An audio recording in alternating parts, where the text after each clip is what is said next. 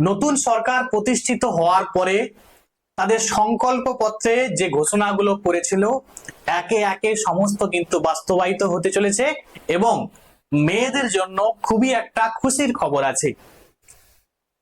খুশির খবরটা এই যে সমস্ত মেয়েদের জন্য সরকারি যে বাস, সেই সরকারি বাসে তারা কিন্তু ফ্রি যাতায়াত করতে পারবে।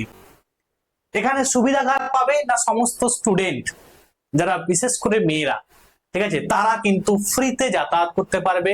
এবং যারা ধর কোনো কোম্পানিতে জব করে বা অনেকের মা অনেকের বোন তারা হচ্ছে দৈনন্দিন যে কাজে করে বাড়ির বাইরে যখন বেরোয়, ঠিক আছে, তখন কিন্তু এই সরকারি বাসে সম্পূর্ণ ফ্রিতে কিন্তু যাতায়াত করতে পারবে। এবং জানি এই প্রকল্পটা কিন্তু শুধুমাত্র আমাদের পশ্চিমবঙ্গে আছে এরকম ব্যাপারটা, পশ্চিমবঙ্গে শুরু হবে এরকম ব্যাপারটা নয়।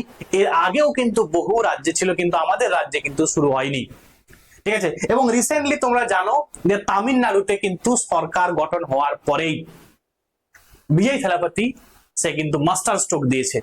তিনি কিন্তু বলেছেন যে তার রাজ্যে 200 ইউনিট সমস্ত মানুষকে 200 ইউনিট কিন্তু বিদ্যুৎ ফ্রি করেছে এবং তার সঙ্গে সঙ্গে মহিলাদের ফ্রিতে বাসে যাতায়াতের তিনি কিন্তু ব্যবস্থা করেছেন।